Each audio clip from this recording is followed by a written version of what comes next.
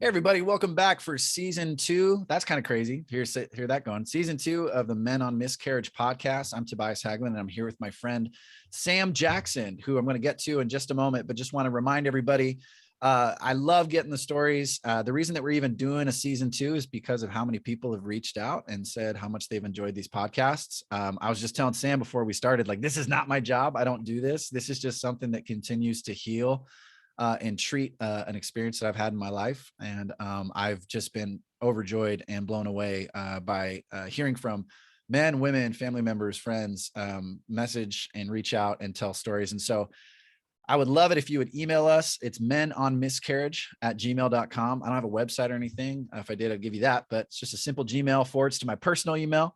So just send us a message if you want to tell us a story or give us a testimonial, or you have any questions or anything, or want some resources. A lot of people have handed me some stuff or sent me things after the podcast. I'd love to share them with you if you guys are looking for a resource or gals looking for a resource. And then also, if you'd like to get an interview. So in a moment, I'm going to introduce you to Sam Jackson, who is my new friend.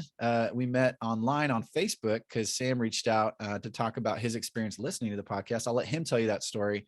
But I was just blown away by Sam's engagement with the podcast. And so I asked if he'd be willing to do it. So this is actually, Sam, you're the first guy I'm interviewing that's not like a friend or a friend of a friend. I'm honored.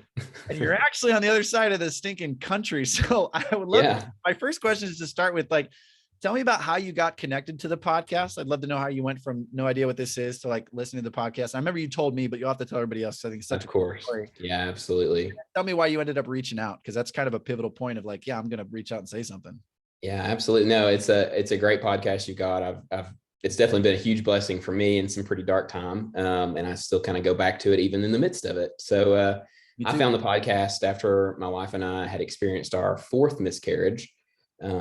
Back in July. We were kind of going through a lot. And of course, after 4, I was kind of like, okay, I need to start finding some resources here. And was on Spotify and typed in miscarriage men. And this was the first thing that popped up, was Men on Miscarriage and Tobias Hagelin. And so, I was super excited to see there was something there. And there was actually episodes. It wasn't like, because a lot of times you'll find podcasts and you're like, that's a great podcast topic, but there's like one episode or it's coming soon. Right. And so it was cool to see that this actually had there were some episodes I could dig into. Yeah. So I was glad to see there was actually content for sure. But no, the stories, they were super easy. I run in the mornings. And so, or at least at that time of the season, I was running a couple months ago and switched over to the gym now, but I would plug in, run my 7.5 miles, and you guys are my running buddies. I mean, that was kind of the cool thing, was like, I feel like I knew you all because I knew that pain. It made a lot of sense, to hear the stories, and everybody's story is so different, but they all had pieces that I connected with. And, overall, like, we're men, we're dealing with these, this grief, and it's just an outlet that wasn't out there I could find otherwise. And so that's how I got connected and found it. And, I appreciate you, putting this together. Yeah, absolutely. So I'm curious, because I've had a lot of guys like reach out about the show. Thanks so much. So awesome. And I can't tell you how many, like, you should come on and do an interview. And oh no. That's not really my thing. I've had more guys, I've offered more guys to do an interview and they have said no than have done an interview. And I don't think anyone's really surprised by that. But what for you was like, because I remember getting your message on Facebook. I think it was Facebook, right? You found me on Facebook and reached out. Yeah, I think it's on Facebook or I can't remember which one of the two. I just love the fact that you were like, you guys are my running buddies. I was just like, I love that. That's the point. I want to come around with you. And then it's like, oh, you're on the other side of the country in Tennessee. It's like, oh, okay. Well, and then I said, like, hey, would you want to do an interview? I'm curious, like, was that like an instant, like, heck yeah, that'd be awesome? Or like, what were you thinking through? Because I imagine going just from appreciation to inclusion, like that's kind of a leap. And most guys say no. Yeah, absolutely. Well, I mean, obviously, I think going through this, like, and you've interviewed guys on the show that they've gone through multiple miscarriages, and my wife and I'll kind of get in my story a little bit, as we dig into this a little bit more, but we've part of our whole thing is like, we would love to be somebody else's survival guide. Like we want to be a resource for people. I certainly never thought I'd end up on a podcast talking about this. I never thought there would be a podcast that was made just for this topic, but I'm certainly appreciative of it. But my wife and I, we've tried to be pretty transparent because we believe in like prayer, and we believe that, positive thinking can lead to good outcomes. And so, but there may also be people out there that connect with our story that, may not connect with it, or may not have, the courage to talk about it right now. But there's something about, just like the guys that I listen to, my running buddies now, when I was listening to your all stories, it made so much sense to me that, I hoped that this would be something I could do in the future, but, in the midst of it, it seemed like a good cathartic experience even. So, yeah. I love it's neat. I feel like if a guy can really get into it and then make a commitment to share their story, that element of paying it forward means a lot. It means a lot to guys. But I think it's like, I just want to commend you and congratulate you and like, be like, hey, thank you, because guys understand how big it is and how important it is. And sometimes I think their cognizance of that keeps them from doing it, because they know it's a big deal, and because they know it's like going to mean something. And I think that relates to, we'll talk more about that later. I think it mainly the guys unsure about what they have to offer, even other guys. So I feel like there could be a whole nother podcast just on that. But anyways, yeah. So this is actually like, I mean, we've messaged back and forth, but we've not even really talked on the phone or anything. But it's cool. I feel like this like bonding with you, but like, I'd like to get to know you a little bit more. And I think everybody else would like to get to know a little bit more. So who the heck is Sam Jackson? Tell us, like, where'd you grow up? Like, how'd you grow up? What's the dumbest thing you ever done? Just give us a bigger picture into who you are, and then maybe what brought you up to when you and your wife got together. Yeah, absolutely. Well, again, Sam Jackson, I live in East Tennessee, which is kind of in the mountainous area. We live in the valley, though, of that part of East Tennessee. And so I live in Knoxville, which is home of the Vols, the University of Tennessee, which is actually where I work. I originally came from a small town about 45 minutes south of Knoxville called Greenback, Tennessee. It's a very, very small town of about names in Tennessee, man. I tell you, man. Well, it's funny because Greenback was named after the Greenback Party, which was like all about cash money. And it's so funny because we all joke like Greenback is named after money, but there is none there. So it's like, yeah, we had two banks. They both left, it's not, but so we all joke about that. But no, it was a great place to grow up. Went to a pre-K through 12 public school, which is like one of the last left in the state of Tennessee. And so it was pre-K, like everyone's on the same campus, like seniors in high school and pre-K. Same building. Yeah. So, but it was cool. I mean, it was like one of those places where like senior football players would come read to us in kindergarten. You know what I mean? Like it was like a family. Nice. Yeah. It's like 750 kids, super small. But my parents went there, my grandparents, my great grandparents all went to the same school. So we're very much rooted in the community. But I ended up leaving, graduated from high school and went on to Maryville College. It's spelled Maryville, but we call it Maryville. Maryville College, small, private, Presbyterian college. Super great experience where I met my wife, Haley. It's where we were married. So there's a lot of meaning for us at Maryville College. And that's about 20 minutes south of Knoxville. So I just keep moving like 20 minutes north. You're kind of in like the same circle almost. You're not really moving around much. So is there a reason for that? Are you really close to family? Or are you just like boring? Like why did you want to ever like step outside of that? Yeah, no, I love this area. Obviously I love my family. That's a huge thing for me is family. I love being from East Tennessee. Knoxville's got a lot to offer. But it's also like a great, it's close enough to home, but still far enough to be, semi away. And Knoxville's got, where I come from, we had a red light that blinked. So obviously we have a couple more amenities here in Knoxville than we had in Greenback. So, it's a fun city to live, but it's great to still be able to go back home and see parents and stuff like that. That's really funny. I know some people from Knoxville I work for an organization called Young Life. Most people listening to the podcast know that. And so it's all over the country. And some of the funniest, there was this one guy who I knew, and this is totally diverting right now, but it reminds me of a story. I forget his name, tall, skinny, goofy. He was an intern at Woodleaf, which is a camp in Northern California. And he was from Knoxville, and he was the bikes intern And I remember watching him break his collarbone when like he slipped on like a deck trying to do like a big like crazy welcome for the kids coming to the camp. He was riding a mountain bike down a hill, and then God, I gotta remember his name. He married a chick from California that I knew as well, who's on Somerset with me at one point. Oh, world, wow. Man, I mean, Knoxville's a big town, right? But he just slammed and just broke his collar. I watched it happen, and he went into the water, and I was the lifeguard that jumped in and pulled him out.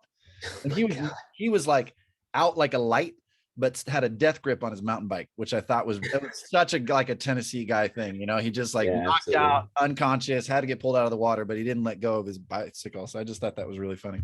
Yeah, absolutely. Anyway, that's better than like a save my beer moment. You know, it's yeah, because like don't sink my bike, I guess. Yeah, it said so.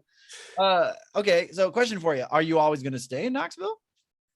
The plan. I mean, my wife and I, we love it here. You know, we'd like to raise our family here.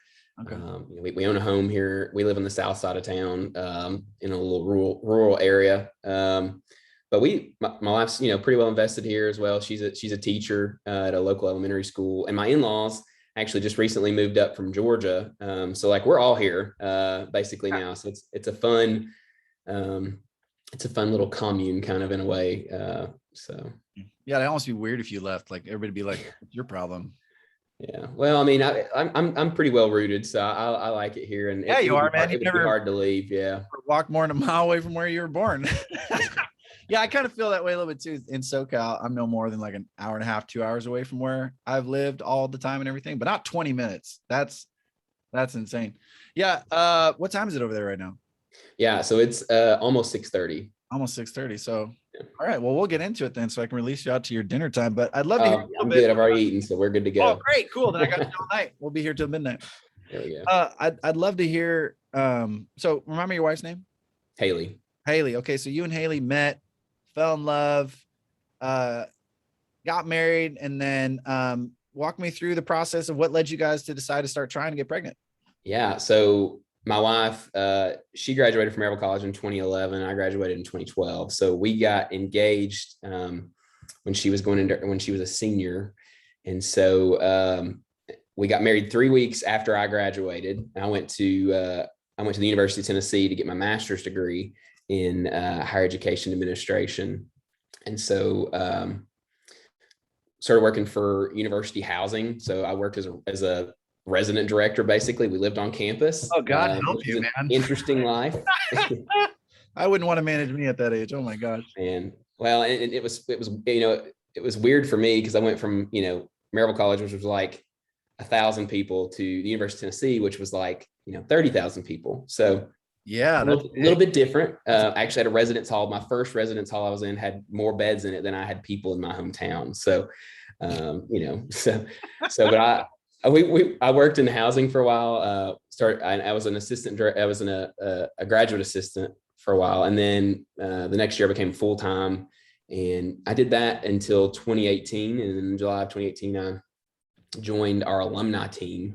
So I've been there since, and really enjoy that. I work with our student programs, getting students connected with alumni. But so anyway, back to the marriage part. You know, obviously we were living on campus. We both made an agreement. We were not gonna have a kid while we were on campus. Some people do that. That's totally cool. That was not our thing. Wait. What do you mean by have a kid on campus? Like you weren't going to like raise a child while living on? Yeah, we were not going to like live in a residence hall and. Who would do that? Pause, time out. Like, so there people were doing that, raising children on a college. You know, I'd had some previous supervisors that had done that. Yeah, absolutely. Had done that. So, and you know, gosh.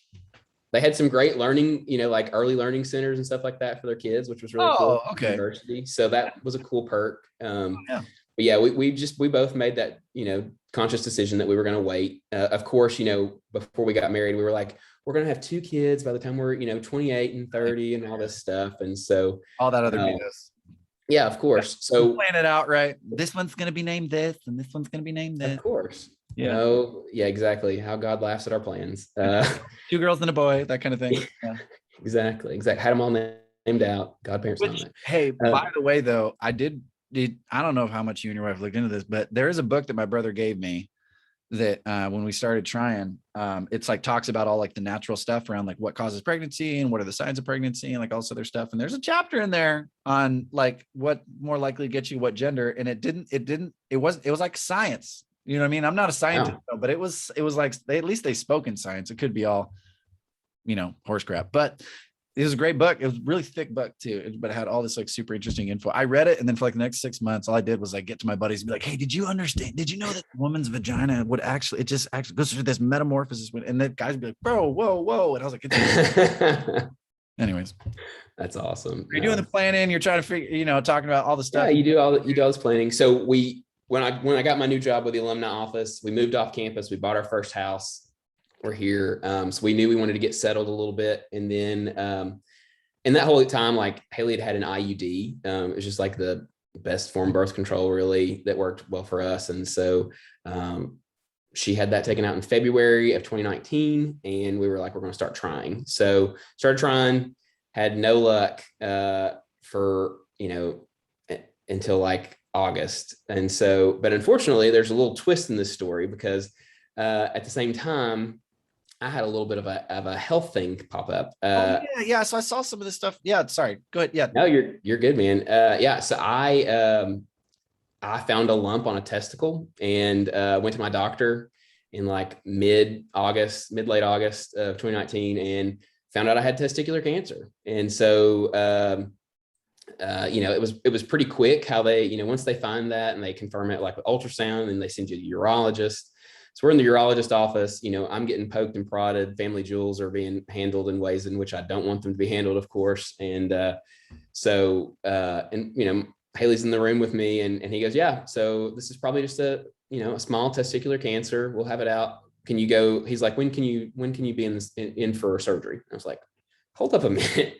We need to talk about this really quick. What are we talking about here? So, he's like, yeah, I mean, that testicle's got to come out. And so, we scheduled a surgery. You went after one of your boys, man. He was, yeah, man. And first. Strangely enough, my grandfather had the exact same thing happen when he was 31. I was 29. So it's kind of weird. Same side though? Or is that not same side and everything? Yeah. For some reason, Knoxville's going to know whether it's the same size as grandpa's. I know, exactly. So, but, it's one of those things. So we're kind of like reeling back from this news, but we're glad that we caught it. He thought we had it early and everything. And so 2 days later, Haley comes up to me and she goes, I need to show you something. And I was like, okay, what is it? And it was a pregnancy test. It was positive. Oh, man. We were like, what the hell? And That's so too many emotions for 1 week, man. Oh my God, way too many emotions for 1 week. So I didn't believe her. And so the next day she did 5 more. And so like, there was this really funny picture we have of me like holding 5 pregnancy tests that all say positive, And so that was like a cool emotion because we were like, okay, this is really cool. Like it's going to be a dark time, but we've got this really positive news coming up. So that was pretty cool, of course. So, yeah. So yeah, did that, had the surgery on September the 3rd. And then, you wait for pathology stuff to come back and they tell you, you're like, is this, because there's like, I don't want to say there's any kind of good cancer. I mean, and survivability rates with testicular cancer are great. I mean, and if I can tell men anything, please check yourself once a month. And if you find something, go to the doctor, don't sit around and wait on it because it's not, it can go to different areas and you definitely don't want that. I have to say, I had my own scare with that. And it was probably about 4 years ago. And I found not a little lump, like a big lump, but it was, I mean, probably the size of like a marble. And I went into the doctor and anyways, went through the whole process and like the doctor couldn't find it. And that was the most awkward, uncomfortable. I'm like, nope, it's there. And they're like feeling around and I'm just kind of like, So I finally just like, kind of like, here you go. It's right there. Yes. And then they felt it and they were like, oh yeah. Ooh. And I'm like, don't ooh. don't ooh. Now you got your hands down there, like you're holding me like might as well hold me by the throat. I was like, this is uncomfortable. And then the doctor was like, yeah, we should send you. I had to go to another hospital, but they were like, we'll get you an appointment for like, Friday. It was like Tuesday or something like that. And I'm like, yeah, I don't want to be a jerk about it. Like, I need this to happen today. And they're like, well, I don't know if any. And I was like, look at me right now. this needs to happen today. Like I need to get over Absolutely. there. And so she's like, okay, well, I'll call over there and see if they have somebody and they can take you. And they called over and there was a cancellation. And so she's like, well, you can go, but you got to go now. Yeah. And I was like, okay, I'll go. And then literally the nurse at the nurse's station looks at me and goes, good luck. And I was like, that minute sucks. Yeah. But I got in my truck and I drove over to the other hospital. That was the longest drive I've ever had, was going over there.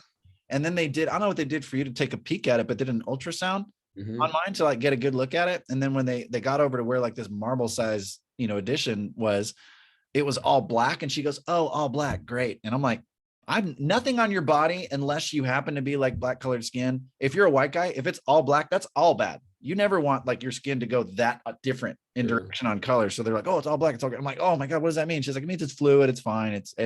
All guys have them and stuff. And so I'll say on the other side of that, check. Yeah, guys, boys, check your boys, like check it out.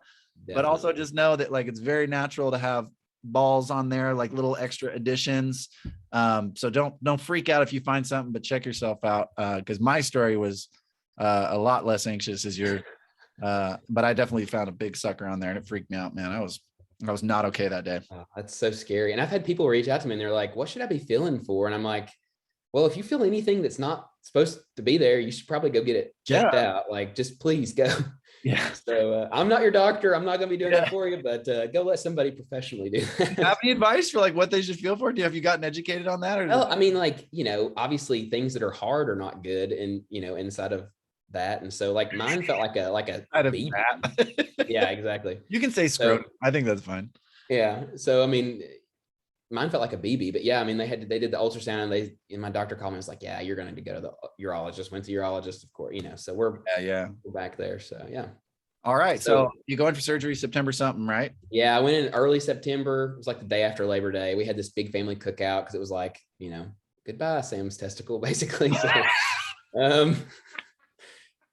going away party for well, I mean, that wasn't the premise of it, but I mean, that's the way I took it, it's like, yeah, I would too. Last salute, so but yeah, I went in that morning and they took old Lefty out and they let me know. But only unfortunate part about that was that like I did get my pathology back and they were like, this is a little more aggressive form of this than we thought it was. And so I did end up having to do chemo later on. They wanted me to do 1 round because it kind of drops your chance of recurrence from like 50% is what I had to like 2%. So yeah, I was like, it's no brainer. I'm not going to flip a coin and get cancer again. Like, I'm just going to go ahead and do the chemo. So that made sense to me. But, that was one of those like weird twists. So yeah. How are you feeling about it now? Yeah, good. I actually just, I think it was 2 weeks ago, I went in for my like 2-year out post-surgery follow up with my urologist. And he goes, well, you've got one more CT scan that we're going to do ever, basically. And we're going to continue to check your blood. But he goes, once you hit 2 years out, you're pretty well on your way to, your chances of remission, right? Drops. Yeah. So once you get to 5, you're full.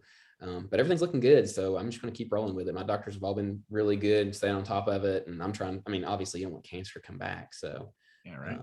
Yeah. Do you have a harder time riding a bike, or is it just? No, I think I could maybe win a Tour de France now. Yeah, a little bit more aerodynamic. I hear there's a dude that won a lot of those that only had one. So yeah, think about my odds. I was gonna say, like, that's where I feel like we have to draw it off, because 2 dudes making jokes about, downstairs mix-up you can get downhill real fast. So. Oh man. All right, so tell me, okay, so congrats, by the way. Thanks. Congratulations. That's a lot to go through all at once, right?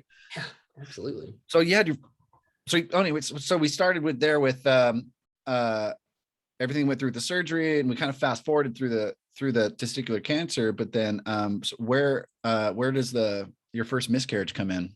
Yeah, so our first miscarriage.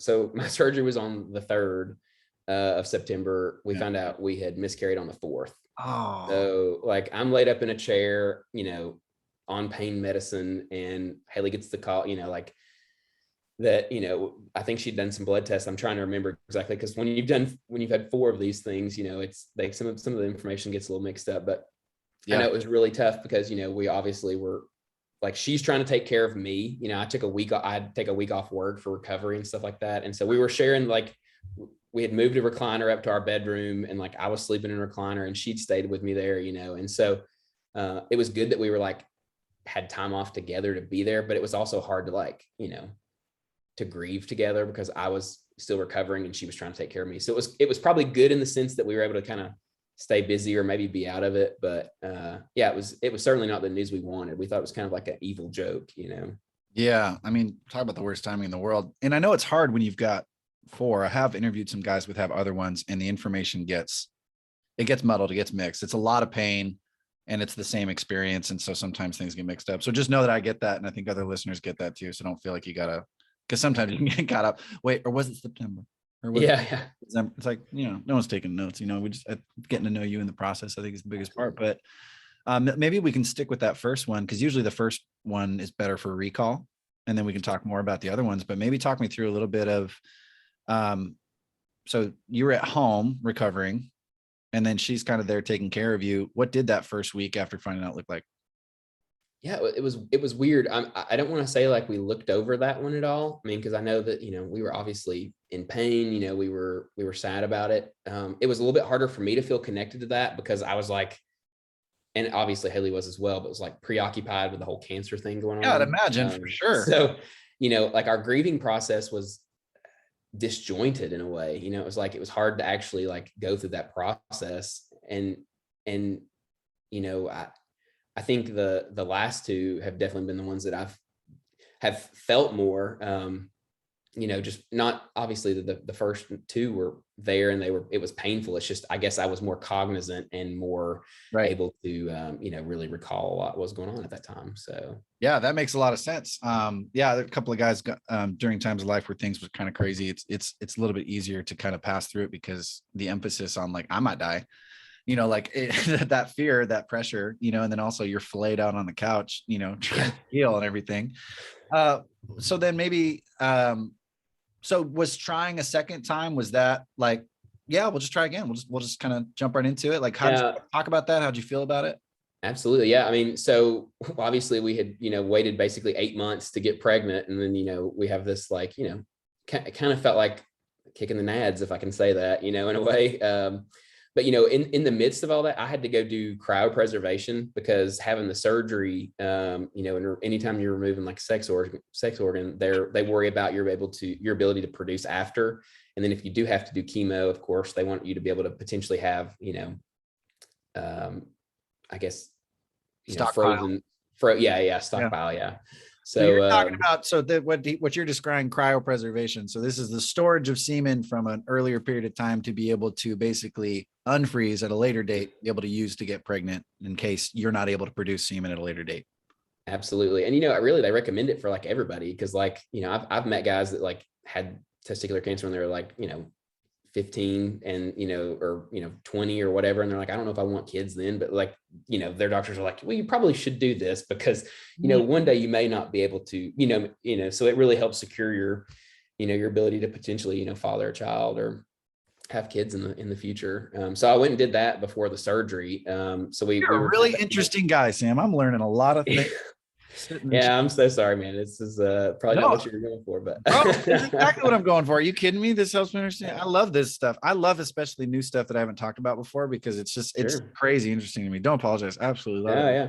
So did the cryopreservation thing, and I did that before surgery, and then they had me do it after as well because once I found out I was going to have to do chemo, we knew there was a potential that I could become sterile basically because once you do chemo there is a risk for that. That's a risk. Oh, dang, I didn't know that. Yeah, it's a risk because it does change your I'm not in the medical field at all, but I forgive you. It does kind of change your DNA in a way, I suppose, during that period of time. And so yeah, they had me do it before surgery and after, and so did that. And then we were worried because we were like, we'll only have 1 month to really try before chemo. And then we'd have to wait 6 months. Oh, pressure.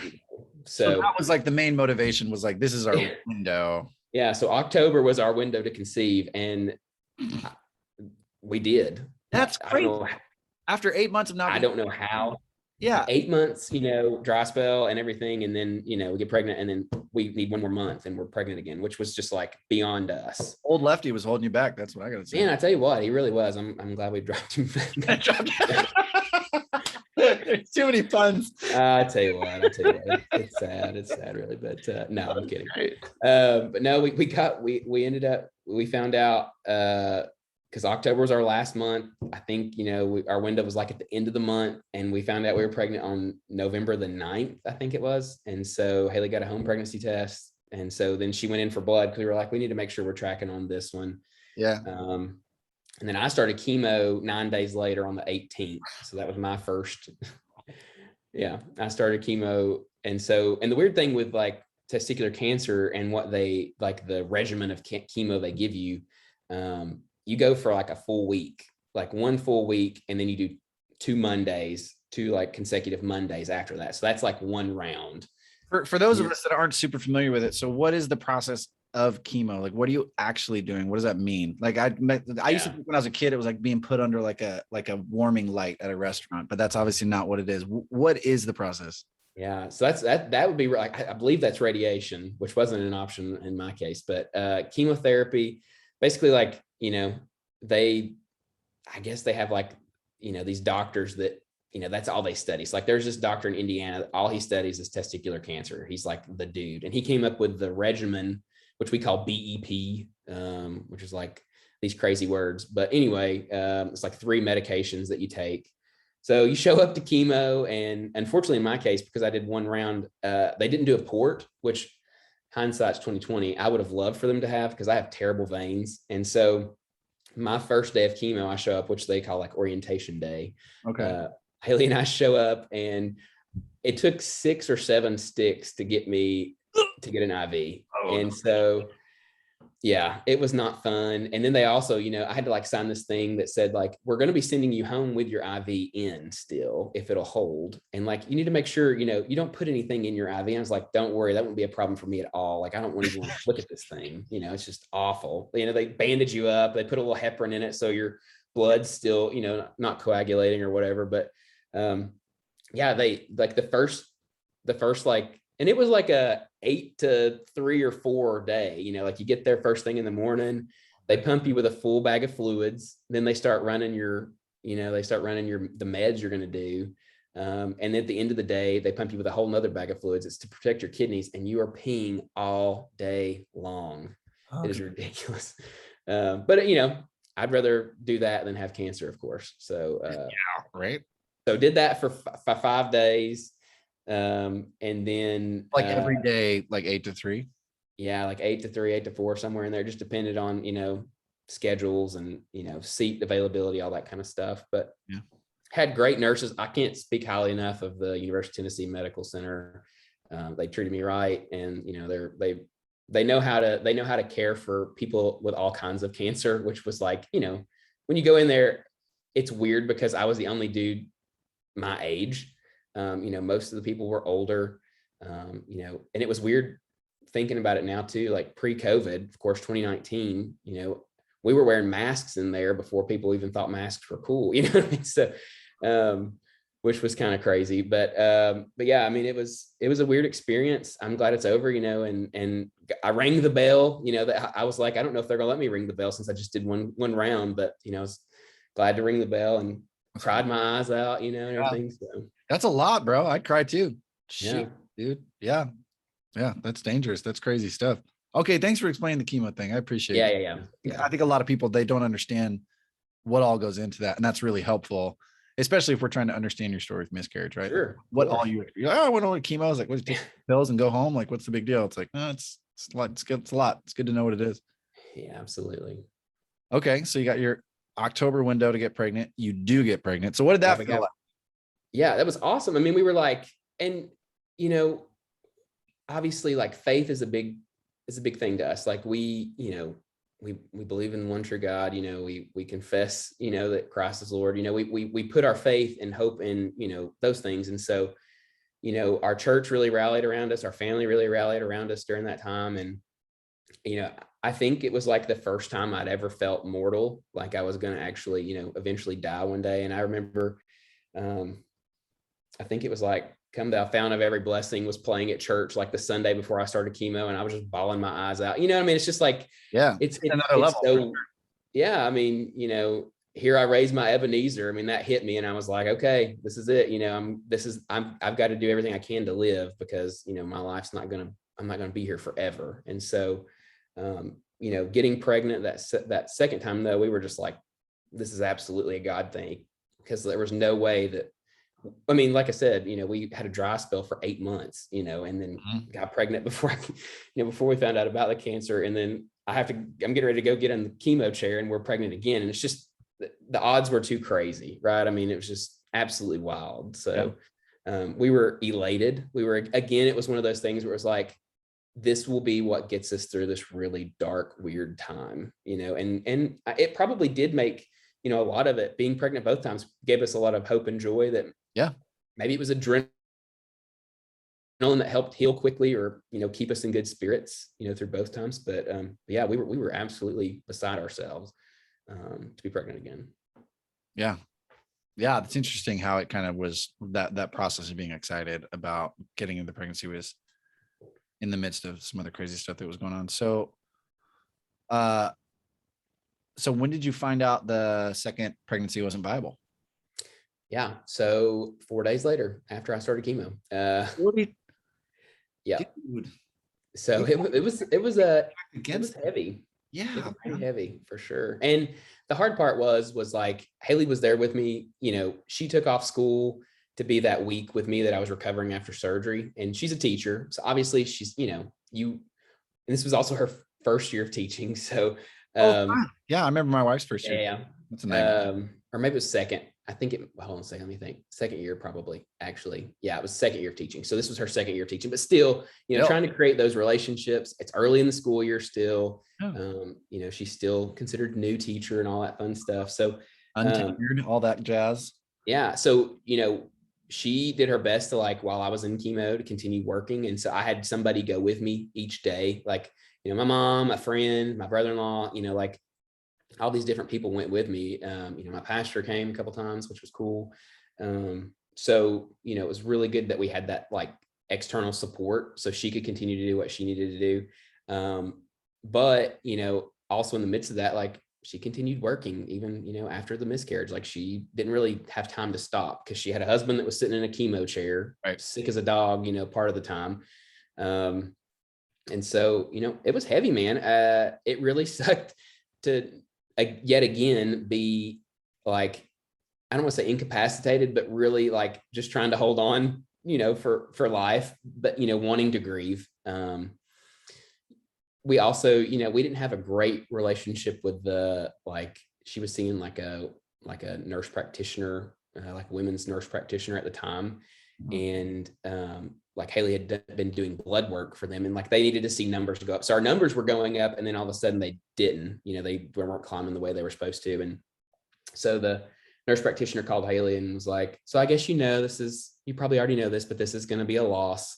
Like, no emotion about it whatsoever, just very cold.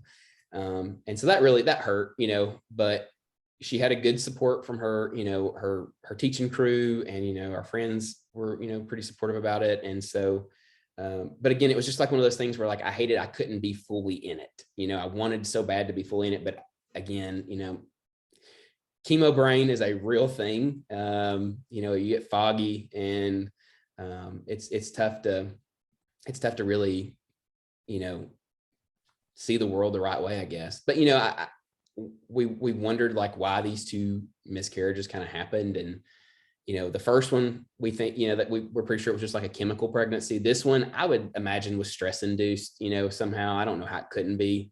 You know, you're in the midst of a school year, your husband gets cancer, he goes chemo, you know, I can only imagine the stress that was on her and her body. And, you know, so, I mean, you know, it's one of those things that we really just had no control over, you know, either of these two. It just happens, you know, and you feel so hopeless. Yeah. And you had mentioned you already had a lot of crazy stuff going on in your world right now. It's I get what, dude, it's not just foggy, because I mean, I validate the fogginess of the chemo, but I give you permission to be foggy just based on what the crap you were dealing with. Okay. So number 2. Now we're heading off to number 3. When do we hit number 3? Yeah. So insult to injury. Don't like tell me 6 days later if I'm gonna lose my mind.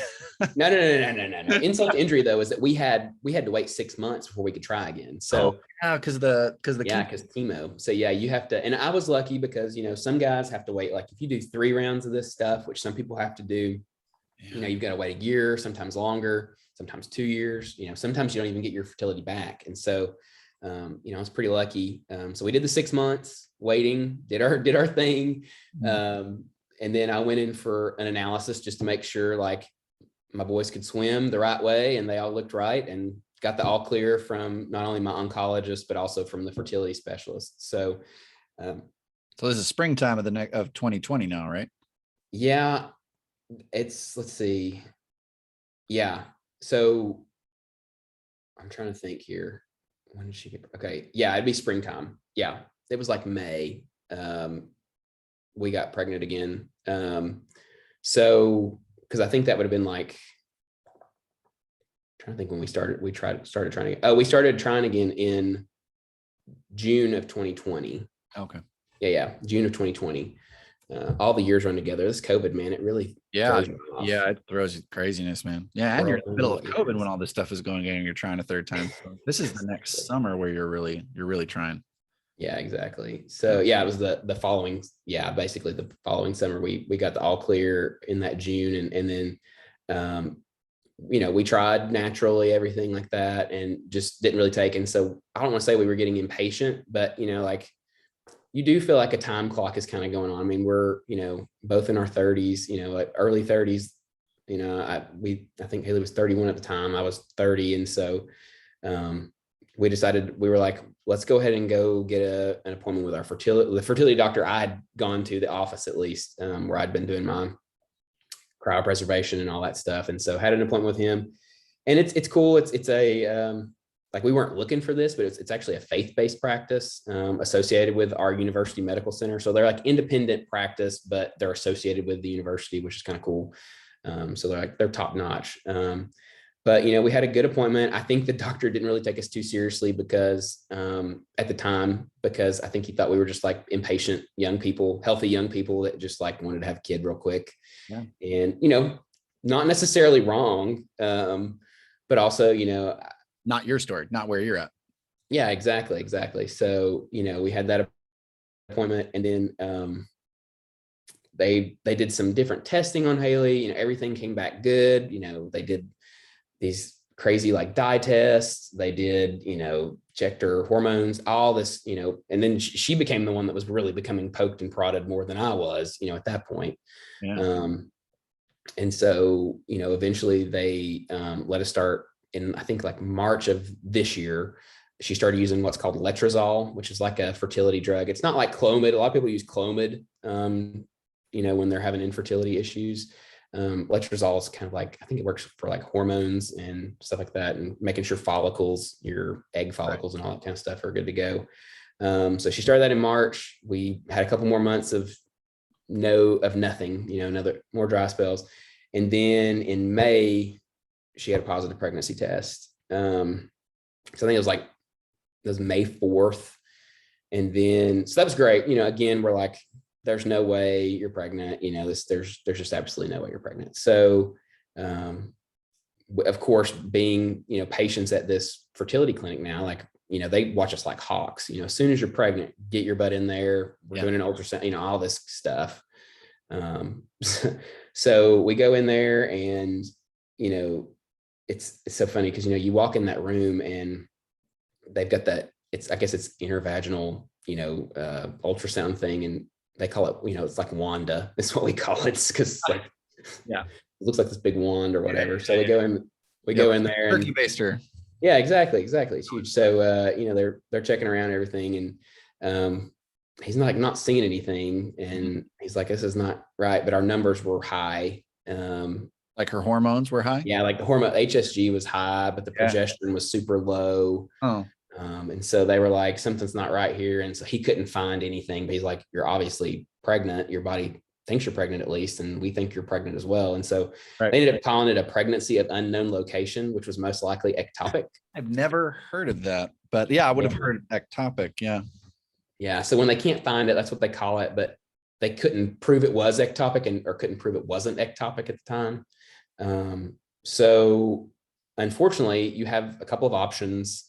I think there's some different medications you can take.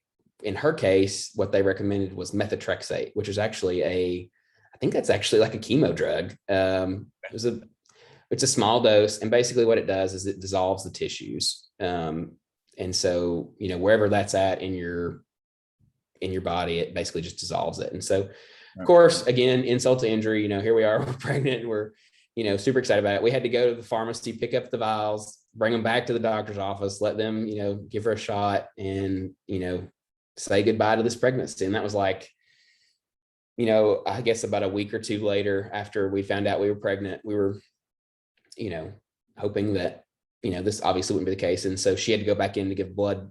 And then that's when they confirmed it was a loss, because numbers started dropping again. So that one was tough. And I felt like I was more in the mindset to really grieve this time. So, some of those like feelings of, frustration and anger and, jealousy of, seeing other people announce pregnancies, that kind of stuff kind of started coming into play. And so I wasn't yet at the point where I was like really grasping for straws, looking for, I wasn't looking for a podcast yet, of course, or reading, too many books, but definitely trying to start figuring out how to process this and thinking more about, Haley traveling down this road for a third time, and us, me finally being in the right mindset to really be there and help support. So that's where the third one was. Yeah. So you're starting to feel a little bit more, that's the wrong word choice, but you're starting to be able to engage a little bit more than you were able to before, starting to recognize, sense those feelings and lean in. So was the trying for the fourth just like, I got to imagine that's got to be a little hard to just go, yeah, let's go round 4, especially after the way the first 3 went, like, or were you guys just, yeah, we're just going to give it another shot and get after it? Was there like some kind of question of, should we wait? Should we pause on this? Cause I've talked to some people, like they waited a while. Cause they're like, I don't know. We had to wait a cycle, which every time like we were told we have to wait. I mean, like being told you have to wait 6 months after chemo, and then being told, after the methotrexate, we had to wait, I think it was 1 cycle. I get it. And so, that sucks being told, because you're like, I'm ready. I want this now. That's how we are as humans, of course. We live in the I want it now culture. And obviously this is something that we've waited for a long time, because when we've been married, 9 years at this point, and so like, we're ready to have some kids, and we're ready to dig in. We're very invested in that. And so, yeah, we had to wait a cycle, and then we did get pregnant again, this past July. So third loss was in May, got pregnant in July. And then, this one felt different, and Haley felt very different about this one. So that was like positive, because she even like, I remember the difference here was, she said she felt something felt different than all the other 3 had. So I was like, well, that's good. I feel like that's definitely one of those like motherly instinct kind of things kicking in probably. And, if she's feeling good about it, then I'm feeling good about it. And so, this one, we ended up going and having our first ultrasound, and I keep these bad boys with me, but our first ultrasound was like in later July. And so I keep this with me. It's like it's the first time we'd ever seen an ultrasound of an actual like gestational sac, which was like the coolest thing ever. I mean, it's like seeing something that's been in your family album for a million years and you just didn't know about it, and so. Because you've been pregnant before, but you hadn't really had a chance. There's nothing to see. We've never seen anything. So this was like the big, I mean, that in itself was like the biggest, most freeing blessing ever, was just seeing like this potential life, growing. We're finally there, we're going to do that. And so that was pretty awesome. Yeah. Wow. Okay. Yeah. So yeah, it's awesome. It feels different. It feels cool. What was switching for you guys, or how were you preparing? Like, did you have a concern that it might happen again? Was that kind of lingering for you? Like, how did you handle that feeling? Especially, I'd imagine after the second one, you're always kind of feeling that. And then the third one is, worst fears come true again. What are you thinking, for this fourth pregnancy, especially after you get a chance to see something, it goes, oh shit, this is a little bit more real than the past ones have been.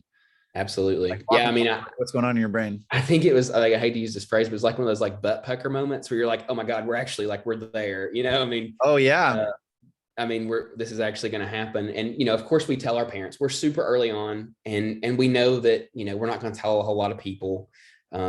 But you're excited. That's like a huge deal. You're like, well, yeah, absolutely. I mean, and actually getting to see it, I think just changed it so much for us that it did make it real in the moment. And so, yeah, that was definitely what was kind of like, we were starting to think, okay, we really need to get these couple projects done at the house, like really trying to get into like, ready to be parent mode, Testing. Yeah. So, and then, of course, and then at the same time, we found out that my brother-in-law and sister-in-law were pregnant as well. So we were at like, God, I can't even remember, like 6 weeks. And of course, we're finding out super early because they monitor us so closely because of the previous losses. And I think they were at like 12 weeks. Where you find out anyway. So yeah, exactly. So, that was kind of exciting in the fact that, we could potentially, be all pregnant at the same time and, have cousins, running around, all that kind of stuff. So that was pretty cool. And then I was going to go pick up a buddy. It was that Friday after. I was going to go pick up a buddy. We were going to go get supper together. I'm like riding to his house. I've got my at this point, I'm just elated. I have created this pregnancy playlist on Spotify. Like I've got Isn't She Lovely driving down the road? I'm listening to all these songs about being dad and all this fun stuff. And on my way, I picked up my buddy and we're on our way to go get supper. And Haley calls and she just says, I'm bleeding. And I felt weightless because everything just dropped. It was just like, you don't exist in this moment. I didn't exist. It was like, you've got to be kidding. There's absolutely no way. Yeah. And so I looked at my buddy and I was like, well, I guess, we're not going to supper tonight. And he was like, oh, absolutely. Take me home, drop me off. We'll be praying for y'all. So I drop him off, race home. I don't know how I didn't get a ticket, get home. And of course, Haley's, very upset. I'm very upset, of course. And, we both tell each other, don't get on Dr. Google and start looking things up. Of course, this is a Friday. Mm-hmm. And, but we were lucky in the fact that our fertility office, we were able to call them. They had an answering service that got us over to our doctor in his overnight hours. And he's like, come in tomorrow. And so we went in that next day and there was a huge clot, unfortunately. And so he goes, so everything still looks okay here, except for this big clot. And unfortunately, where it was at in the uterus, it was kind of up and behind the gestational sac. And he goes, I just don't think he goes, we can hold out some hope, but I just don't think there's a whole lot of hope in the fact that this clot's got to come out at some point. And, you may continue to bleed and it's going to put pressure on this gestational sac. And so he gave us a little bit of hope, but not, just enough, not to, think that it was 100% going to happen. But, he started giving us some options of things we could do. There's obviously some tabs. I think you've talked to guys about this before. There's some medications you can take to induce, that cleaning process, or you can do a DNC. And so we were like, we really want to wait. And so we ended up going back in a couple of days later, and the clotting had doubled in size, and the gestational sac had gotten smaller. And so we were totally bummed, because at that point we're like, this is it. This is not going to be a positive outcome. And the doctor's talking through us again about the medication that that Haley could take, and talking about our other options.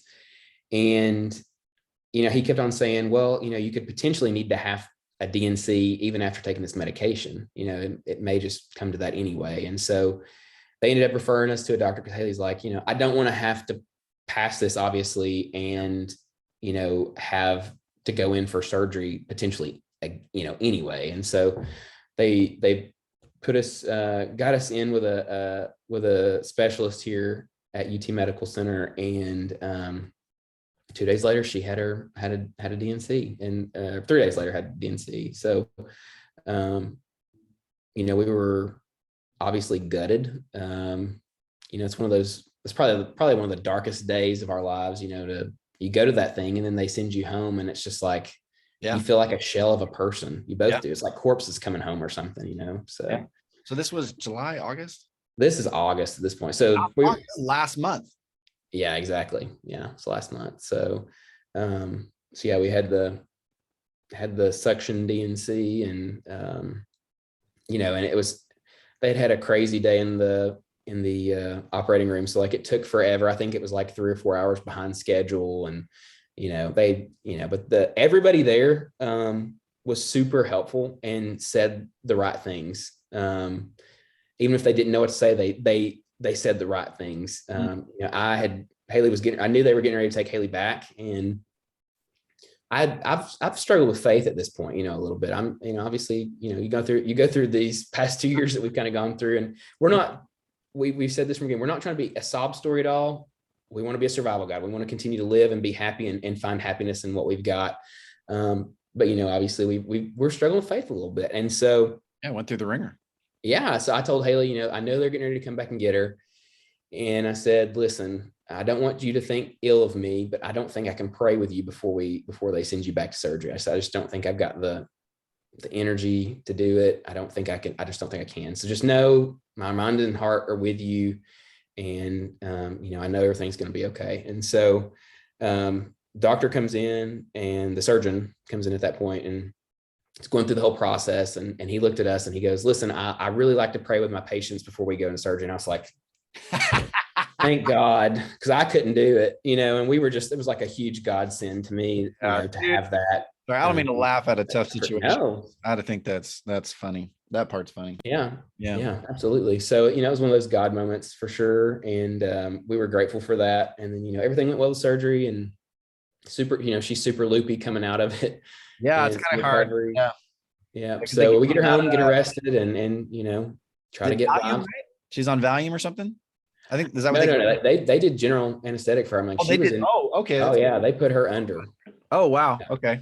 Yeah. Oh man, she was way loopier than my wife was then. She was just on Valium. Okay, so you get home, get relaxed. Yeah, I mean, of course, all the emotions, and honestly, those days are kind of like a blur a little bit. I do a 1 second every day kind of video. It's an app you can do or whatever to kind of keep track of, what does a day, 1 second of a day look like? And those days are all black, because how can you find any happiness or joy in those moments? And so, but we did find a lot of joy in the fact that, we were surrounded by, a lot of family and friends that, stepped up to, we did not go without a meal. People, that must be, I think it's a Southern thing too, is everybody just shows up at your house with casseroles and all kinds of food. So, in a way, it almost felt like, we'd just had a funeral or something, but we were the only 2 people living in this house. And, not only did like the person we most wanted to meet die, but like all the hopes and joys that went with that person kind of went out the door too, which I think made it even harder, I'm really sorry, man. That sucks. Oh, thanks. How are you doing today? Yeah, it gets better by the day. It gets better by the day. I think it's hard to, I took this one's probably been the hardest. We call this one Blueberry. I know you talk a lot of times about like naming it and stuff like that, naming, your miscarriage and stuff like that. And other people doing that and give them real names. We've always just referred to this one as Blueberry because that's about how big it would have been when we lost it. And I write to Blueberry often. I keep a journal now every day, do some kind of entry. I've even kind of found poetry recently. It's not great poetry, but it's cathartic to me. Yeah.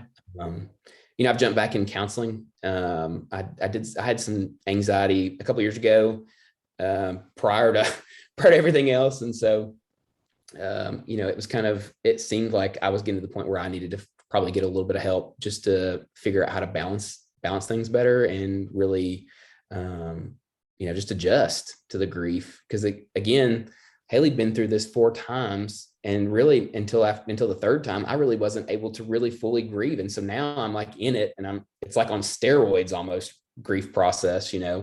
I'm looking for every resource possible. I mean, I found books. I've, obviously found your podcast. And so I think, to me though, that was me, my mind and my heart saying, like, you got to keep living. You've got a life to live. Like, you need to heal. And this was the process. What were some great resources you found that were helpful besides podcasts? Yeah. Well, I definitely think the journaling is I think writing helps so much. And I found a lot of value in writing letters to our loss, and I always, it's weird when I write to what I call Blueberry, I always refer to, like, your 3 siblings, we never got to see them. But it's been really meaningful to me, because I don't feel like I'm just like writing to nothing. I feel like I'm writing to a person and to all the hopes and dreams I had for that person, of joining us in this world, and hope, getting to experience all the love that we had hoped to give, What has been helpful about that, if you don't mind me asking? Because a lot of people, it's a lot easier to just, oh, we didn't meet them, we don't know them, is it even a them? That helps them move on, because they need it to be over.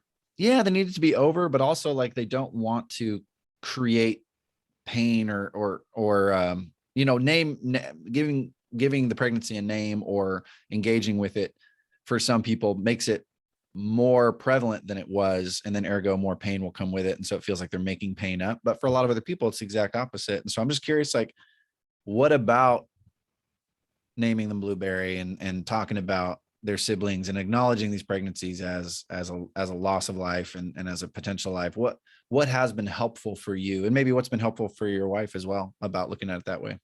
Yeah, I think maybe also what's been hard too. So don't share the parts that are hard about it. Absolutely. I think the part for us is, like, we needed to feel it, like, for us, we wanted to have control over it though. And so by acknowledging it and accepting that, like, this was the worst thing that's ever happened to us, really, probably in life. It gave us control again, in a way. We could try to take control over those urges, or like those feelings that just like come up out of nowhere. And so, like, by putting it on paper, not only am I like documenting the way I feel, and I can go back and I can remember that, one day, hopefully we're going to hold a baby, and, I can think back to, these moments that I had, and remember that we had a journey that got us here. Right. I mean, it wasn't all rainbows and butterflies, but, we had a journey. It was a path that we trod to get to this, hopefully get to an eventual baby. I think some of it though is sometimes, you do get a little, you get stuck in it. Right. I mean, like, it's really easy to be like down when you're down, and it's hard to climb out of that hole or dig yourself out of it sometimes. And so, trying to formalize it that way, or like, and you and I talked about this, like, I don't being a dude, it's hard to talk to other dudes about this stuff too. Right. And I don't want to, Haley and I have great communication about this. We talk constantly, I feel like each step of the way through our marriage that something has happened, or, we've gotten closer, and I know some people, don't get closer. And so we're really blessed in that, but it's also, we both know that we can't rely on each other fully for our grief process, right? You got to have those friends, you've got to have those processes out there that will help walk you through it. Because it's not fair for me to burden her completely with my grief. And, I don't want at the end of the day to, put something on her when she may be completely down. That's not super fair. And so, but we're real with each other about where we're at. We've kind of equated it to like we're riding roller coasters, and our grief roller coasters have been at different levels. And it's almost like exactly when I'm going down the hill, she's coming up and she kind of picks me up with her, which is super helpful that, we're able to do that for each other. But counseling's good, just being able to talk to somebody objectively about that stuff. You can, because I think there's frustrations and things with the whole process that I don't want to burden other people with, or I don't want to burden Haley with even, Yeah, I get it. That's a great analogy of the roller coasters on different like highs and lows of the ride, and just kind of, I think that's a great analogy. I'm going to steal that to help explain, I think, to couples maybe how they're missing each other, because when you're on a high and someone's in a low, sometimes them being on that low is what brings you down. And then sometimes somebody else being on that high is what brings you up. So sometimes we can slingshot each other, I think, up and down without really knowing it, and be impacting each other like ships in a night that whose currents are pushing each other in directions that they didn't intend. That's another thing you're saying too, is just, I find it interesting where it's like, as I talk to more guys and have more of these conversations, I think one of the things where it's like hard, I think it's hard for guys to talk about other guys. I used to think it's just, oh, it's a macho issue, or it's a guy problem talking issue, relating issue. And I think one of the hardest parts is it's just like you had said, like your wife is going through something that's very personal. And it's hard, I think, to relate to somebody else on something that you relate to more on with your spouse, which is a little bit more of a private relationship, right? Like you saying, like you're close with your wife, you guys talk a lot. Like there's no guy that could possibly relate to you at the depth that you can with your wife. So sometimes I think it feels, or it can be assumed as being useless, or like what where am I really going to get with that? But I think that, that's why I love the podcast and I love these conversations, because it's like, it's really good to relate to somebody that understands your direct characteristic perspective as in being a male. That's been really, really good. So I'm curious, how is this relating to other people then? So we talk about how, sometimes it's hard to relate to other people because of the depth that you can go in with a spouse, or lack thereof for some people, which is some of the stories of guys I've interviewed. How did you relate to family and friends? And it's not just like one miscarriage, it's 4. So how did you relate to family? You mentioned that they're really supportive and all that other stuff, but I'd love to hear all of it. Sure. I mean, yeah, absolutely. I mean, our families have, been what we needed when we needed it. And, we've got friends that are close, like family, of course. And as soon as they found out, they were at our door, with plates full of food, and we had people showing up, and, of course, people calling, praying, texting, all that kind of stuff. And Haley and I actually decided to, that like, I shared my testicular cancer journey back when it was going on. And, I think after the second miscarriage, Haley, made a post that like she was 1 in 4. She kind of said she was part of a club she didn't really want to be a part of. Yeah. And, just explained kind of, how that, some of the emotions behind it. We're not afraid. We're not people that are really afraid to share our emotions. We weren't super big on it after that first one, because there was a lot going on. And I think we were still kind of, we were still figuring out what infertility, or miscarriage kind of meant. But, after, on our 4th one, we took a picture together before she went in the operating room, and she made a post about, this is obviously not what we wanted. And we had a lot of people reach out, and, our families obviously have been there every step of the way. We've relied upon them constantly, and they've been a great resource. And we're lucky in that, like, our in-laws all get along. We're kind of weird in that, like, we all take vacations together. We do holidays together. We call ourselves the Carjack clan because we're the Carters and the Jacksons. So it's like, yeah, sorry, there's not. It's just the name. Yeah. So it's just, it's just our little nickname. But it's and I know our moms are talking. They're checking in, and they're planning out. How are they going to help us out and that kind of stuff. So, they've all been there, and they've been through the pain too. I'm an only child, and my mom. We have a great relationship. I've got a great relationship with my dad, and got a great relationship with my in-laws. And they've all been there, and have all, really expressed that, when you're in pain, we're in pain. But I don't understand, they don't necessarily understand fully the pain that, we're going through. My parents never experienced a miscarriage. My in-laws did experience a miscarriage at one point. So they kind of get it about what's going on.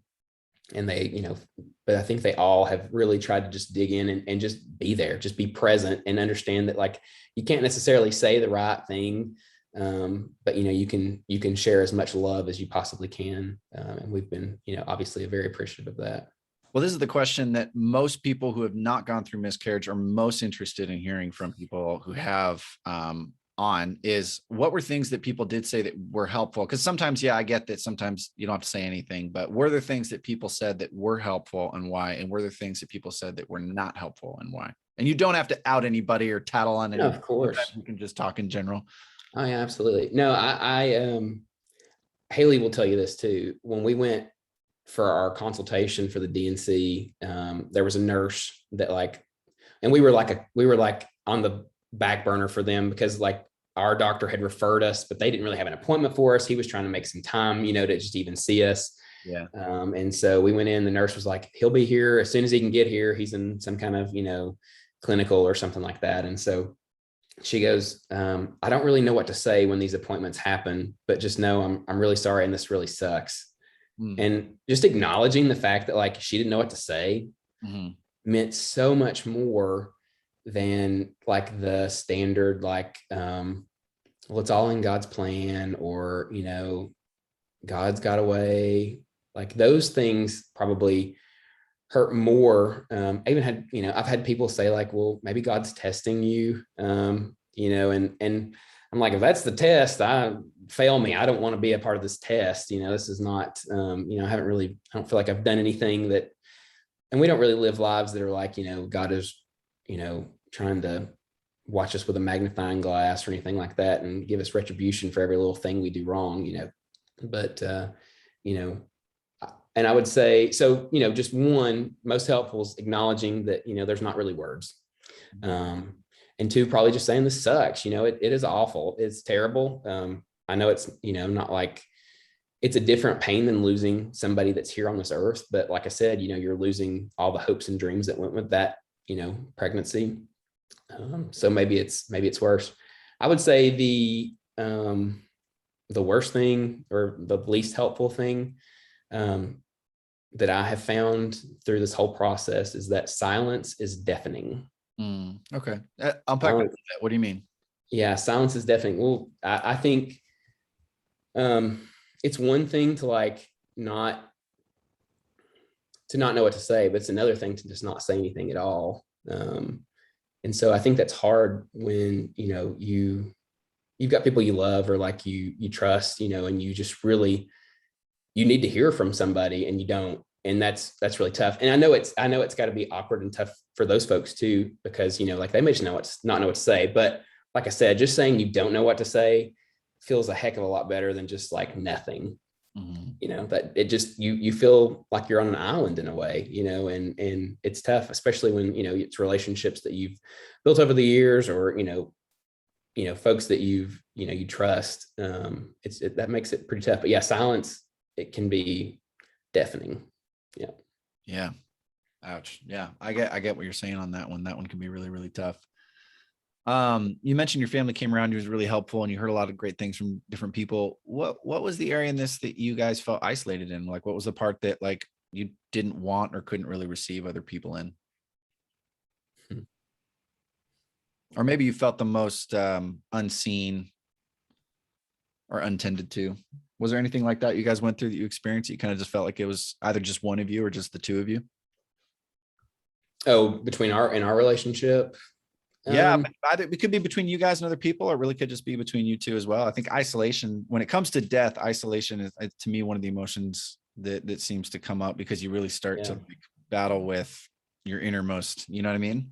Yeah, I think one thing that is tough, and like I mentioned this earlier, like my brother and sister-in-law are pregnant right now, and that obviously we're thrilled for them. They just announced it last week.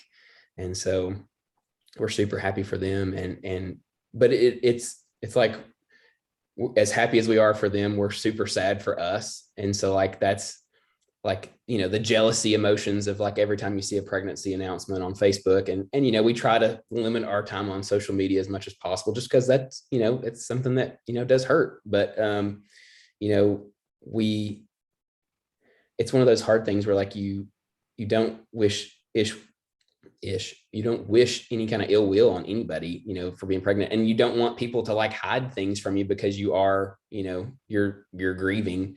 I guess that's maybe one thing that's kind of tough is like you know, I think seeing folks like announce things out later, even just like friends and things like that, or people, acquaintances, even, you know, you want to be there and you want to be happy, but sometimes it's hard, you know, to even like, you know, like a post, right? Like it's hard to like let that emotion kind of go, because you're like, by me liking this, I'm digging into this like pain even more, right? Yeah, it's so hard, and it's so hard to help people who haven't gone through it, help them understand it. I talked to another guy about it who I'm going to get him on the podcast at some point, but he was saying, because he has a sister, and his sister is pregnant. Her and her husband are pregnant, and he was having trouble, and she was like, well, you didn't, something that he didn't do to engage like the pregnancy or something like that. And she's like, I understand what happened to you, but I understand why you can't just be happy for me. And he was like, that hurts so bad, because he was like, she expected me to just drop all my stuff and get in with her. And he's like, I could have equally just said, I don't get how you're so happy about this and you're not just overwhelmed with sadness for me. Like he could have turned it around the other way and just been like, are you really going to invalidate all my sadness because I need to jump in with your happy? Like that's just as ridiculous of me, you know, invalidating all your happy and saying you actually can't be happy about your baby. You need to be sad about mine. Right, exactly. And that's not what we want at all. We want everybody to be, I mean, because obviously, if we could get pregnant, we'd be as joyous as we could be, you know, and we're glad to see life continues, you know, and we want to those people to have, you know, as healthy pregnancies as possible.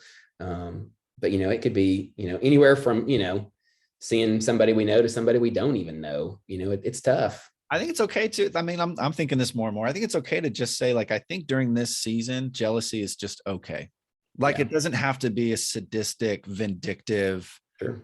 like coveting, like wanting to steal and take. I think it's not the same as jealousy, as just being like, I wish I had what you have.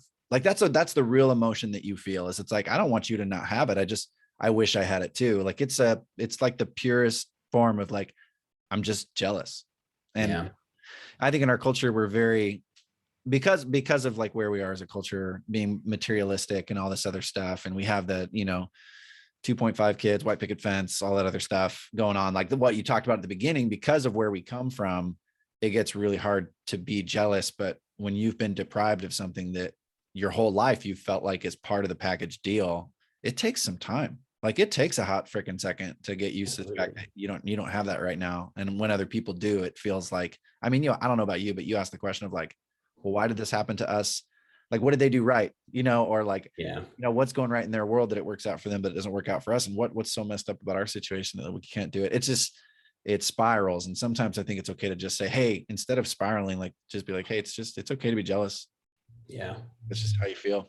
Yeah. Well, that definitely is an emotion that we have. I mean, and that's been there for a while, right? I mean, like when you're ready to be parents, you're ready to be parents. Yeah. And, you know, we've had friends get pregnant before, and of course we're jealous of the fact that, you know, they get to be. And the weird thing I told Haley the other day is like, I feel younger.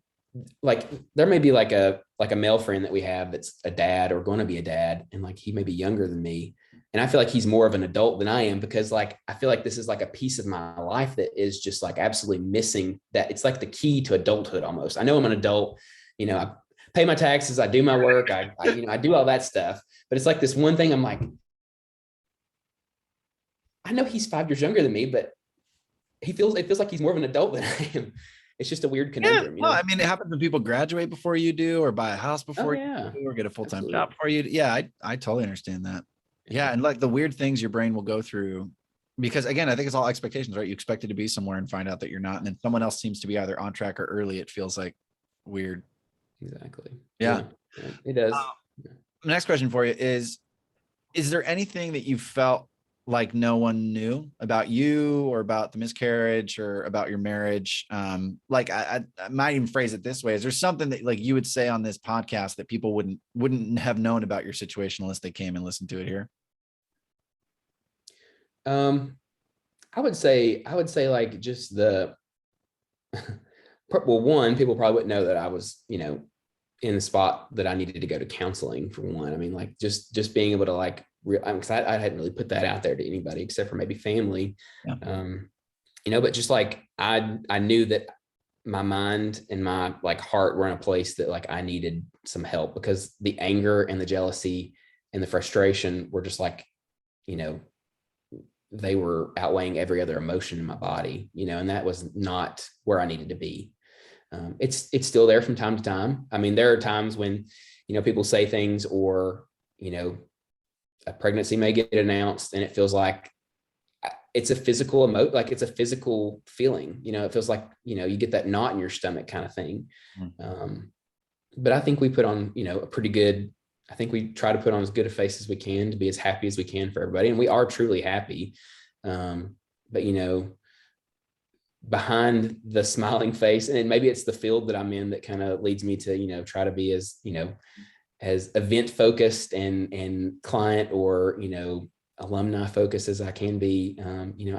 I can turn it on, of course, but behind that being on, there's a dark room, man, and it's tough to recharge yourself sometimes from that.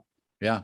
So what caused you to want to, go to counseling, and what has been good about this for you? Cause I love counseling, man. I talk about this in other podcasts too. Yeah. I go to counseling every month, and I have for the past 9 years. I'm a huge fan. Awesome. Self-care. I'm all about it. And some people aren't, and that's okay too. And I'm not going to judge anybody, but I'm curious, like, what's been helpful for you about counseling? Yeah. I think, well, one, Haley was like, you're going to have to get your like frustrations and your grief and your, not necessarily grief, but your jealousy, like in check. Cause it's kind of probably not going to the most healthy of places. It would be, it would be more like, I would just be down a lot, especially in the beginning. I mean, again, we're like a little over a month and something out, from this happening and everything, but still, I think I've, using some of those coping mechanisms have helped a lot. But, hearing her say like, I think it's something you probably need to go talk to somebody, was really eye opening. And I kind of felt like I was going to need to do that anyway, just because this one, again, the first two, it's like a blur. And these last two have been, supercharged emotions, right? I mean, it's like, it's like getting them all four at one time, in a way. Yeah. And so yeah, I think hearing her say that, and then kind of coming to that realization that, she's right. And that, I need to do what's going to be healthy, not just for me, because it's not just for me, right? It's for her. It's for, hopefully becoming a better man and a better, potential father one day. So, that was kind of one of those things that I, another reason why I really wanted to do it was because I knew that it was going to help me. You talked about it on the podcast before. I think a lot of the guys you talked to have talked about it, and it just seemed like you don't think about grief in this way, because when you think of grief, you think about, people dying, people that have been here with us. But this was a person, this was hopes, this was dreams. And it was almost more than, a person in a way. So, and thankfully Haley's jumped into counseling as well. She's found a therapist that, deals with infertility and pregnancy loss. And so, I think she had her first session today. And so that was good that she's jumped into it as well. I mean, we're both trying to make the most of this. And like I said, it's not, people have asked us, like, or counselors have asked, like, do you all need to go through this together? And I'm like, no, like, our marriage has never been better. I mean, like, even in the midst of all this, our marriage has literally never been better.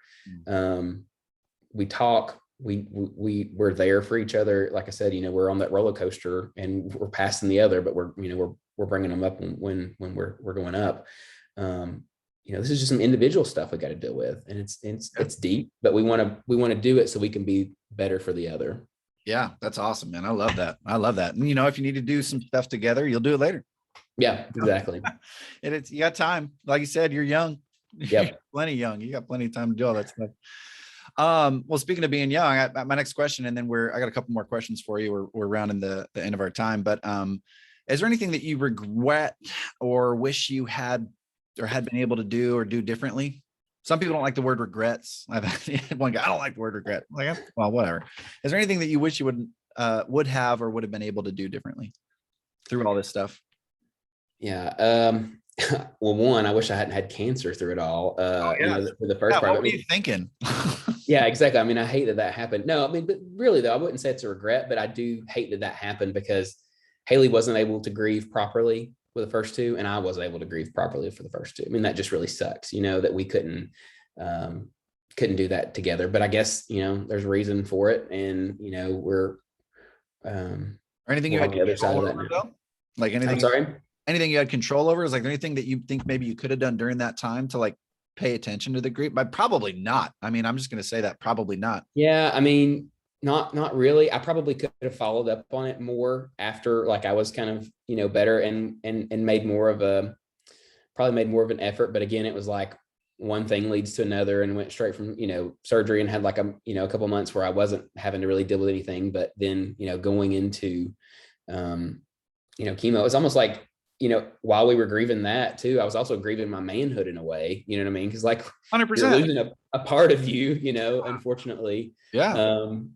But I hate that happened in the midst of everything. And potentially maybe, cause some grief, that you're stressed that, maybe caused our second one. I don't know. I don't really like take, responsibility for that, because obviously I had no control of it over it. But, Haley's obviously super gracious and understanding that, that was just a weird time in our lives. I think, if I do regret or have, wish anything could have happened differently, I wish that I could have maybe,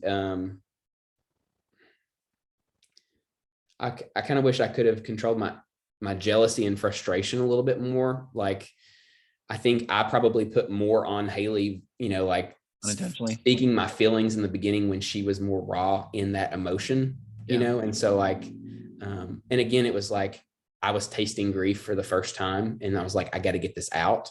And it wasn't necessarily her responsibility to have to hear it. I mean, she was having to go through surgery and watching our pregnancy die inside of her. And so, I don't know if that was necessarily fair for me to do that. And I wish that, there had been maybe a better outlet for me to do that. But, like I said, we're on the same page. We have more love in our hearts for each other than we've ever had. But, it's just one of those weird things that, again, hindsight's 2020, but she's always been super gracious and loving and understanding that, we all deal with this differently. Yeah. Yeah. It's interesting. I think guys, this came up several times because it's nothing new, but like, I think guys unintentionally put pressure on the wives sometimes when they process. And so it just adds to the issue of why guys sometimes miss the chance to talk about it, is because they don't go to the right places, to be able to talk about it. And I remember so many things I said, and not intending to put more pressure or more expectation or disappointment or feelings of judgment on my wife. And I'm just going through my own stuff. Like, again, I'm like, I love what you said, like I'm tasting grief for the first time. It's like, somebody said something to me earlier on in this process too, that I thought was really helpful, as they said to my wife, but it was for me, but they said like, it's never too late to grieve. And I just like, oh, that felt so good. Like, it gave me permission to like to need time to get where I needed to get, because our story was like, I was not getting where she wanted me to get, which was different for me, being a more effeminate guy, I guess, emotionally in touch, whatever you want to call it. Sure. Just listening, I don't call anything bad. Like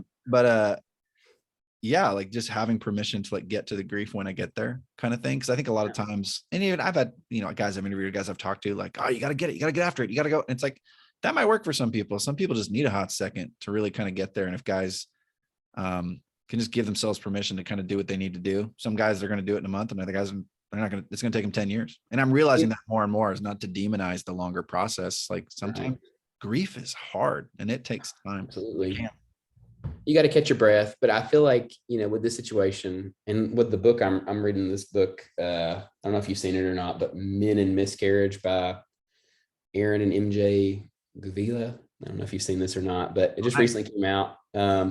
It's been pretty good. And they did some interviews with some men, but it seems like there's like, I don't know if there's really a dimmer switch. It's like guys are either like super into talking about it, or they don't talk about it at all, which both kind of frustrate. It seems like it frustrates partners, or wives, because like, you're either putting on too much, or maybe you're not saying enough to show that you actually care. And so, I think we've kind of, sounds like you and I have been on both ends of that spectrum at all, at different times. So yeah, absolutely. I'm stealing so many phrases from you today, man. The guys don't have a dimmer switch. I love that. That's really good. Okay, a couple more questions. and you kind of talked a little bit about this. What, if anything, did you, and also did your wife do to cope, memorialize, and other stuff afterwards? And I know you're in the midst of grief. Like you're not done, and it's very, very fresh. So just some of my questions I've kind of skipped past just because you're in the midst of it, man. And some of it's a little bit more relevant than others, but yeah. What, if anything, did you do to heal, cope, or memorialize after the first couple miscarriages or up until now? Yeah. So after our third miscarriage, Haley was like, I want to get a tattoo. And I was with her 100% on that. And we got ellipses. So they're not anything major, but, like the ... at the end of a sentence. We got that because we were like, our story's not done. But we also got it because it was 3, dots that kind of represented. And that's honestly probably about how big those pregnancies even ever got, to be honest with you. So they're not anything big.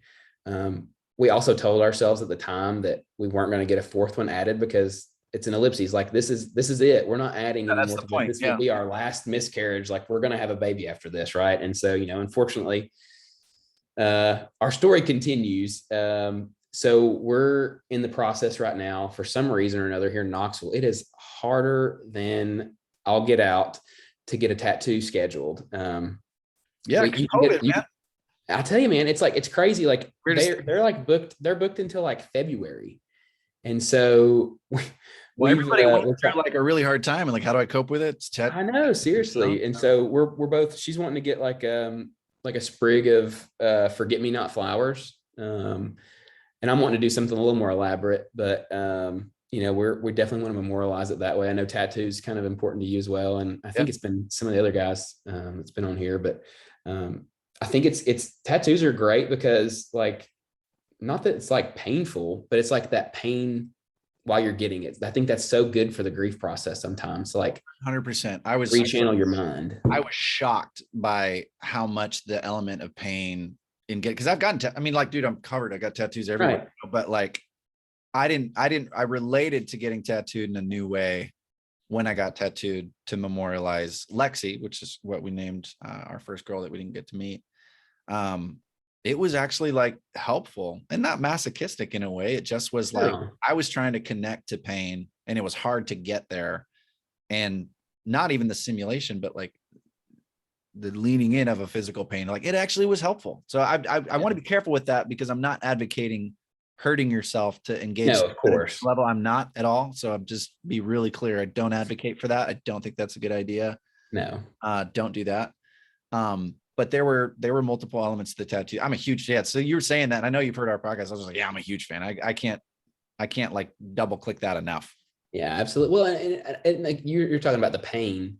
I mean, for one, like us as dudes, like we don't go through the pain that comes with miscarriage, like physically, right? I mean, like that's not something that we have, right? Yeah. I mean, like we're not feeling these things. We're not having cramps. We're not, having to go in for a surgery, related to that. And so in my mind, like, especially in dealing with grief, I sometimes feel like, repetitive tasks are good. Like, those things those jobs you can do around your house or like at work that you don't really have to think about. And like laying there, letting somebody like, put ink in your body with a needle for some reason that just, it helps for, I don't know why, but, and again, ours is not huge right now, but we're going to, I'm hoping to get something a little bit more substantial for this, to kind of represent, kind of a timeline in a way. So that's cool. Thanks for sharing that. Was there anything else you guys did, or was that that was the core one? That's pretty much the core one. Again, like I think the journaling, just like writing letters, stuff like that, it's been helpful. And we haven't really Blueberry, right? And then also poetry too, right? Yeah, poetry. Yeah, exactly. Writing Blueberry and doing a little bit of poetry has been good. That's been helpful, and we try to like, I keep a list of like all the dates, and I try to, we don't necessarily have anything formal that we do. I know a lot of people will go, they may have the opportunity to bury or, have, product, I guess they call it product of conception or something like that. You may have the opportunity to like bury that and stuff like that. We didn't have that opportunity, and really didn't want that necessarily. But we definitely remember those days, because we got a couple of them, of course. But just continuing to keep those on the calendar and not forget them, not let them fade into memory, away from memory. So yeah. This last summer, I haven't done a podcast since we did this last summer though. We went July 28th. was her due date, Lexi's due date. And we went back to the spot that we originally went to. There's Ocean Beach out here. There's a place called Sunset Cliffs, and it's just cliffs by the ocean, and you can watch sunset. So not super complicated, but that's where we had gone to just kind of like when we had wrote letters. So we wrote letters. I couldn't keep writing. I don't know how you do it. I think I'd lose it every time, but we wrote individual letters, and then we just, took pictures of them, because I was like, I think I'd hate myself if I didn't. And then we threw them into the water, and that was really releasing for us. And then we had an amazing experience in Hawaii that was really affirming and really cool last fall. But then this last June, it would have been a year. She would have been a year old. And we have our daughter now, Micah, and she's 4.5 months. Coolest thing on the planet. So cool, so restorative. But also, I'm planning at the end of this season, I'm going to do another podcast talking about interviews, then also talking about handling miscarriage after a baby for us. So that's my plan later. So foreshadowing. But yeah, going back and having a spot was really good too. So that's a new thing for me that I would add into there, like having a location, a place to go, and a date, like a June 20th, like that's our date. Like sometimes you don't know if you haven't wrapped around a year yet, but yeah, it's meaningful. It's powerful. It feels good. And it's like, we went in there and we sat down there with Micah and just prayed and talked to each other about Lexi and all that kind of stuff. And it was like, it actually felt good. It didn't feel heartbreakingly bad. It was like, this feels good. I like this. This is nice. It felt like a birthday should, full circle kind of thing. Yeah. Oh yeah. It was really cool. So I would just encourage anybody listening that sometimes you think the memorializations or the memories or the coping mechanisms, you want to do them and get over them and get past them. But I think some of the best memorializing and coping and healing strategies are the ones that last, because it goes from a pain into a joy. And I didn't think that was possible at all. That was why I avoided so much of it.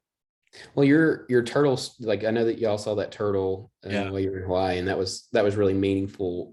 For us, it's really weird because like I feel like each time this happens, we're like flocked by cardinals, like the redbirds, and we always like, I don't know if this is a tradition in where you're at, but in the South, like cardinals usually represent like a family member that's gone on.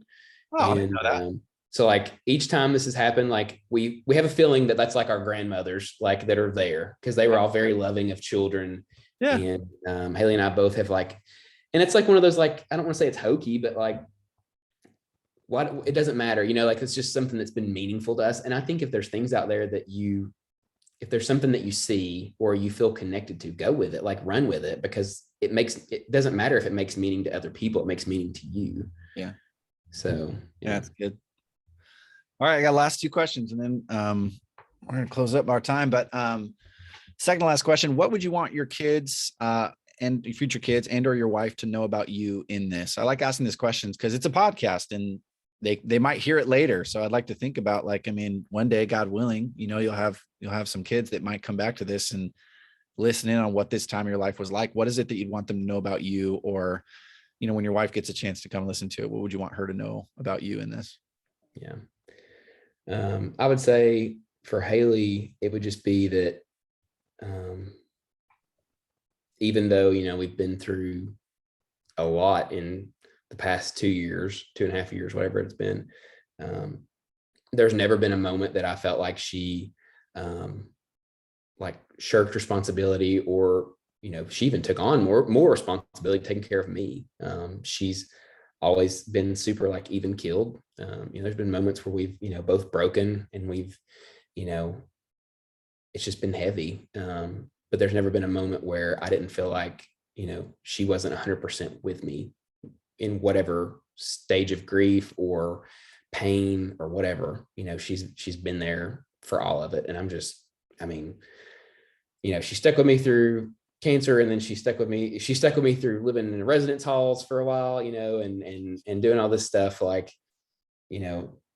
I couldn't imagine doing the journey with anybody else. And, as crappy as it is that, we've had 4 miscarriages, I think we both want to see our love become flesh. I mean, that's like a major goal for us. And I've not and I don't, and she hasn't, shirked from that, hope that we will one day see that. And I'm just so grateful that, she's stuck on for the journey, and that she's, even though there's been a lot of pain associated with it, she's still Haley.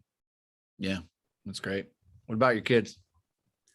Yeah, I just, I think we hope one day that they know that we tried really hard. And it took us a lot, it took a lot to be able to get them. And that, I think that, and people tell us this all the time. It's so funny, they're always like, when you all do get pregnant, it's going to be the most loved baby there's ever been, because, we've been pretty open about this. I mean, and people have been very generous with their kind words and prayers, and just really, I think they're as hopeful as we are sometimes. And just to know that our children are already, even though they're not even formed yet, they're already loved more than I can ever imagine being loved, by people I don't even know. And I just think that's the coolest thing, that, Haley and I've literally put everything we've got into trying to bring a child into the world. And, it may not be our own. It may end up, being an adopted child at some point. We're not, who knows, anything could happen. Yeah. We could try this month. We could try for many more months, but, we know that we're going to be parents one way or another. And we're going to love those kids with everything we've got, because, we're so invested in being parents and trying to give that love to a child, for sure. Yeah. My next question was going to be kind of like, what do you want to remind yourself moving forward? But I feel like that's a great answer to that question. So I'll ask you instead, is there anything else you want to share about this experience? No, I just appreciate the opportunity to, like, obviously this is still fresh. Like you've said, I think it is interesting. I think most of the guys you've interviewed they've all got kids now, right? I'm pretty sure. And so I think everybody does. Yeah. Yeah, I think so. So it's weird to be on the side of still not having a kid, but I think it's cool because, yeah, I mean, you get to see like real grief. And I just appreciate, one, you creating this podcast so that, I had an outlet in the darkest of times to like run with you all, and, tune out the world and listen to other guys talk about their experience, but also, that now, you're a part of my grief process, right? Like this whole thing is giving me an opportunity to really talk about what it's like to be in it in the moment. And each day's different.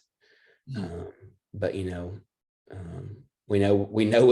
there a better day's coming sometime, and we're going to make the most of each day that we get anyway. So thank you very much for this. No, absolutely. It is my pleasure. The podcast is nothing without guys who are willing to be brave and share their story. And it's a gift to me, because I mentioned this before, being able to talk to other men about their process has helped me actually have one, because that was my problem, was I was stuck and not having a process. And so the appreciation, I promise you, is way more on my end, man. I mean, I would have to say that even though we've got our baby girl now and it's been so restorative and really cool, we still miss Lexi, man. I mean, we still think about what she'd be like. And the more that Micah grows, the more we realize how unique each person is, and the loss, it doesn't get harder. I don't want to say it gets harder, but the grief hits deeper spots, as you get older. And I think that's a good thing. And so I appreciate you reaching out and kind of, you were really the catalyst to, all right, we're doing a season 2. We got to do it. Cause I got to hear Sam's story. I was like, I can't not, I need to do this one. So the appreciation is all on my end.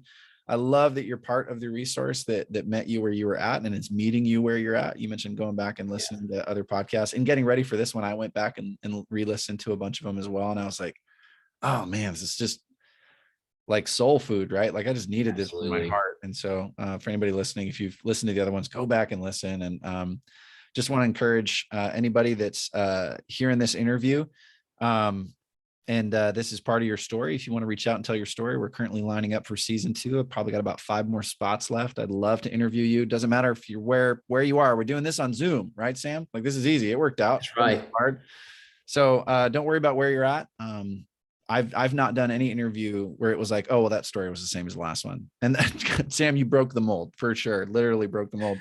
And it's, I think it's helpful. I appreciate how this is going to reach and meet guys, where they're at in ways that the other interviews didn't. So, and then lastly, dude, I just love the whole thing. Like you had said, like just running with you. And I encourage anybody out there, even if you're not a guy, or if you're a family member or friend, just continue to run with your friends and your family, that are going through what they're going through. Cause, going through this process is exhausting, and little moments of hearing each other, listening and asking good questions, can feel like respite from a really hard, tough time. So Sam, thank you so much for how open you were. Please thank your wife for me, as well, for sharing you with us and sharing the story. I know it can be hard for the wife to release the husband to go tell the story. Like I think about like a couple's party and how that's not how the story goes.